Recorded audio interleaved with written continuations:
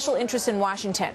So, once again, Bill Clinton involved in the health care issue there. So is he resurfacing in a stronger way right now? That's one of the big questions out there. Marianne Marsh is a former senior advisor to Senator John Kerry.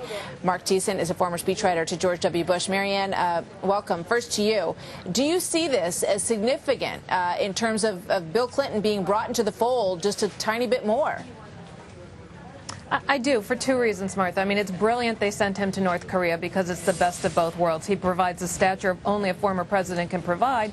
And if he's successful, Clinton and Obama both look good. If he's not, it really makes Clinton look bad and not Obama. But when you put these two together, look at Clinton's presidency. The last time we had peace and prosperity, okay? And the last time we tried to deal with health care was under Clinton. Many people wish that that had happened, that we had had health care reform the last time. Now here we are all these years later without progress being made. The last time we had decent relationships with North Korea was under Clinton. So I do think he has a lot to offer and bring to the table. All right, let's pull up these quotes from Tina Brown because I thought this was pretty interesting, and I want to get Mark Thiessen's thoughts on this. She says, Tina Brown, wouldn't Bubba do a better job than the professorial Obama at sweet-talking, arm wrestling, hugging, and headlocking such obstructive blue dogs as Arkansas Rep. Mike Ross, who used to run a family drugstore just like the one that Bill remembers from his years growing up in Hot Springs? And then she goes on to say this. She says Obama needs to get himself dirty, to be seen, to get dirty. It looks like Obama would rather live on cheeseburgers than let Clinton get into the act on health care or anything else for that matter. Mark, is that changing?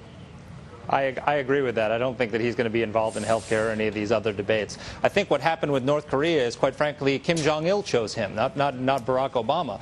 The initiative came from the North Koreans, who basically told the families of the two women who are being held that they would hand him over to Bill Clinton if he came to Pyongyang. So they really played us in a way. This is a regime that was testing intercontinental ballistic missiles, tested a nuclear weapon, and they've got the former president of the United States sitting with Kim Jong-il right now in Pyongyang getting photographs. So it's a big PR coup for them. But, you know, Marianne, so I think it's going to be limited. Yeah, I hear what you're saying, Mark.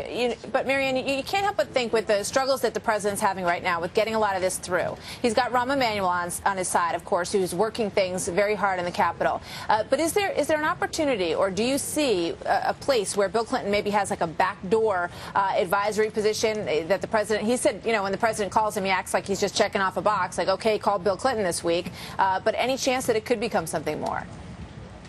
I think this is perhaps a test of that. Here's the reality. There aren't many people on this earth who know what Barack Obama is going through. Right. And the last Democratic president who even begins to understand what Barack Obama is facing is Bill Clinton. Yeah. So this may be a test. And if Clinton handles this assignment well, there may be other opportunities as well. You don't want to be overshadowed by a former president. I don't think Barack Obama will ever be in the position to have that. But certainly Bill Clinton has something to offer that very few people do. Yeah, very interesting. Mark Thiessen, thank you very much. Marianne Marsh, we'll see you both soon. Thanks very much.